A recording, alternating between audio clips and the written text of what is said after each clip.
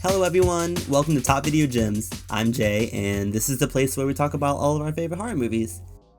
The time has come to review a new entry in the horror franchise juggernaut Scream, also known as Scream 5. None other than the series that single-handedly flipped the genre on its head.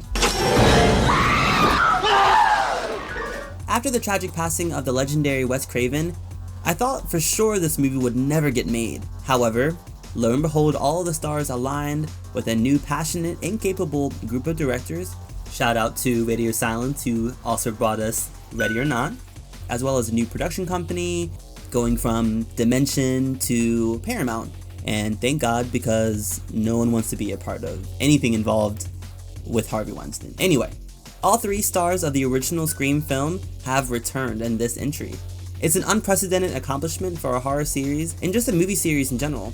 And even the writer of the other films, Kevin Williamson, has come back to executive produce this. I see this whole film as a labor of love. It's a new decade with new rules, and you better start running.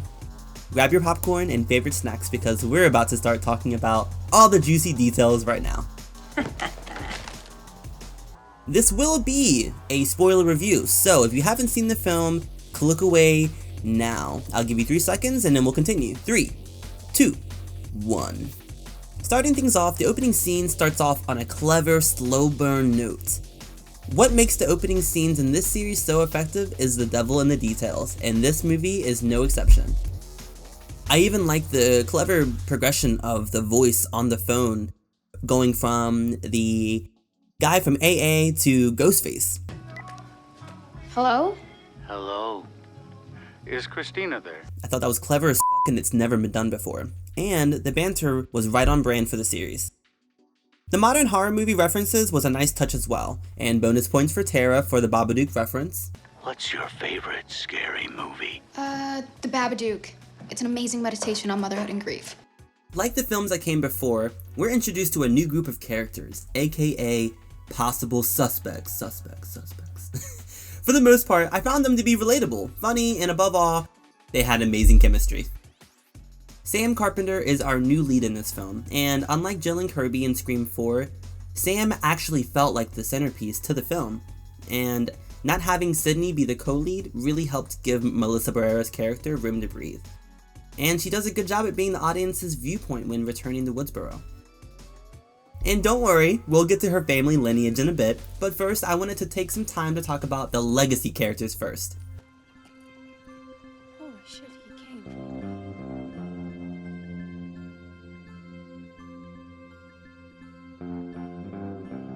Courtney Cox and Neve Campbell are still at their best, not even missing a beat.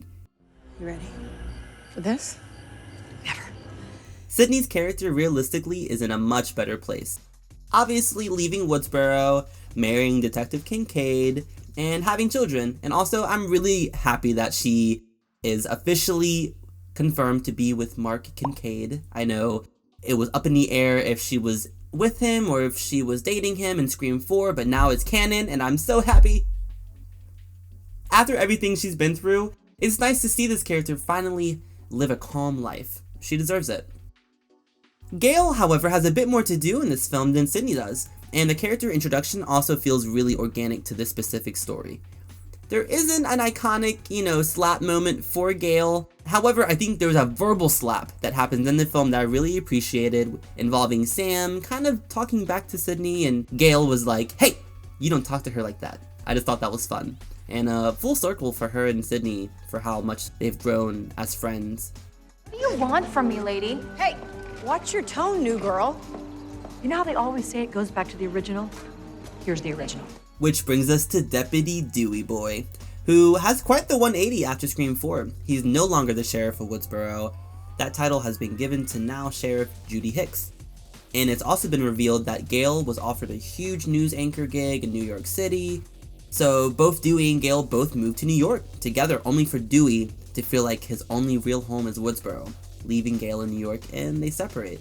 It always felt like one character in the central trio kind of stepped into the main role for each film. Scream 1 and 2 was mostly Sydney, Scream 3 was definitely Gale, Scream 4 was Sydney again, but I think for this time, in my opinion, Scream 5, it goes to Dewey. He was the protector of this film.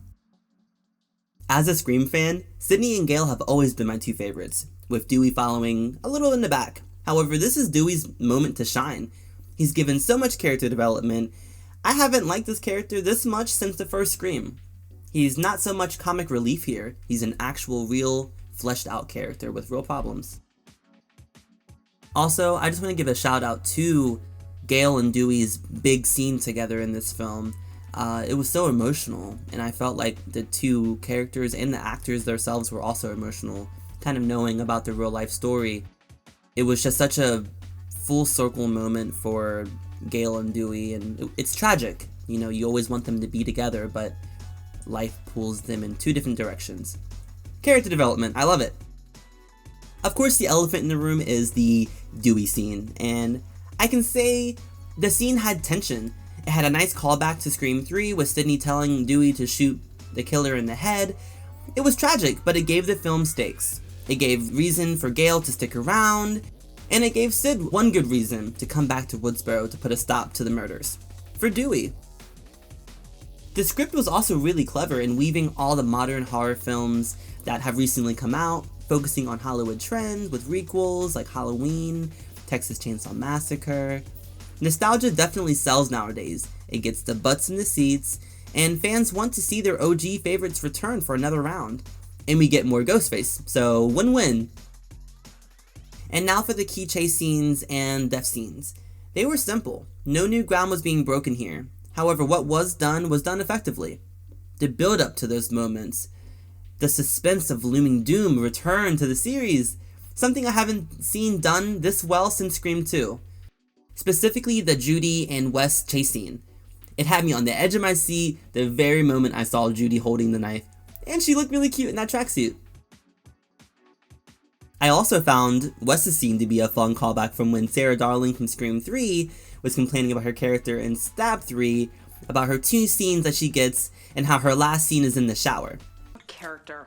I'm Candy, the chick who gets killed second. I'm only in 2 scenes. I don't understand why I have to start the scene in the shower. The whole shower thing's been done. Vertigo, hello? Wes kind of replicates that scene, but gender reversed. He can now go into the category of blonde side characters with cool death scenes. Speaking of blondes, we gotta talk about her. Kirby Reed! They did in fact confirm that Kirby survived the events of Scream 4. A long time coming. She deserved a better ending than what she was given, so I'm glad we finally have a definite answer after all this time. And not even a couple days before this video was made, Hayden Panettiere has signed on to Scream 6 for Kirby's return. Hallelujah! Can we just have a moment to just bask in this amazing moment as Scream fans? I'm excited! I don't care if she lives or dies in Scream 6, I'm just glad that we get some resolution for her character. And we gotta talk about the more mixed things in this film that I didn't love as much, including the reveal that Sam is the daughter of Billy Loomis. Which is major, it's huge. And that was a fun surprise, and I wasn't expecting it. My only gripe is that the way that they introduced the ghost or the apparition or the mental presence of Billy was just abrupt. It was abrupt, and it was a little awkward. And maybe that was the intention, but for me, I felt like Scream 3 with Sydney's dead mother, that was a lot more creepy. That actually scared me when I was a child, and this felt just a bit out of place. But realistically, I absolutely believe that Billy cheated on Sydney. You think Sydney was not putting out and he was just sitting there waiting patiently? Hell no. There is receipts. Let's pull up the receipts right now. Yeah. Yeah, sneaky. Another thing that I was a little mixed about was the third act. Welcome to Act 3. While fun, it felt a little rushed, and it could have played out with better reveals. Unfortunately, the trailer, I think, showed a couple of the bigger moments that just could have been held back, including the reveal that Sam is inside of Stu Macher's original house. That could have been a bigger surprise, I think, if they would have tried harder to keep it a secret in the marketing. Let's talk about the first killer that's revealed. Amber. Amber's killer reveal was pretty badass, but her character was like the anti-Jill for me. Jill from Scream 4. I felt Amber made for a better suspect than a killer. And then Jill, I felt what made a better killer. than a suspect. So upon rewatch, she's definitely giving red flags throughout the whole film, and she's definitely the killer. She's giving resting bitch face throughout the whole thing. Richie's reveal, well, not surprising. Dewey calls it out first of all in the first half of the film. Sam, why didn't you listen to him? He did have a pretty good motive though, that rings true for a lot of different film franchises. Toxic fandom has been a huge topic in the industry and on social media.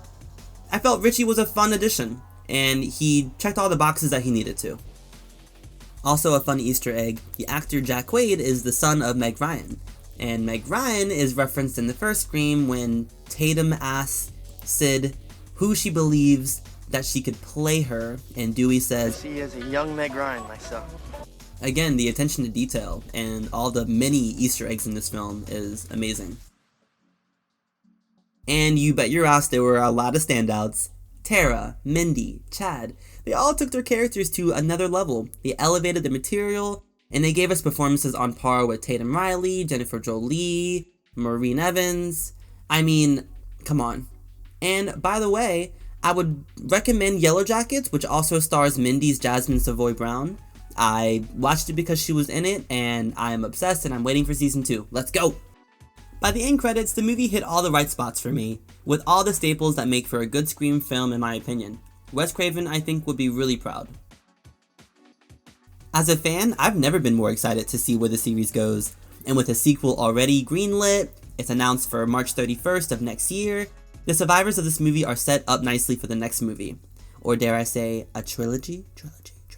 So those are my encapsulated opinions and sporadic thoughts on Scream 2022, aka Scream 5.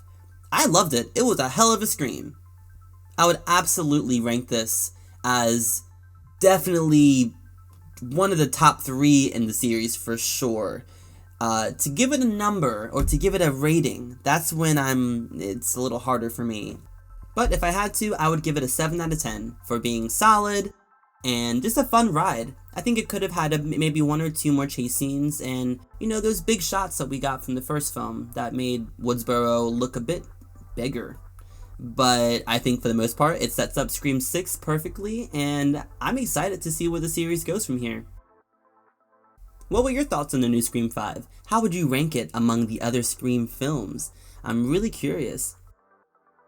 If you haven't already, please like, subscribe, hit the bell to be the first to know when the videos are being posted. Until next time, I'm Jay and this is Top Video Gems. Happy Halloween, guys!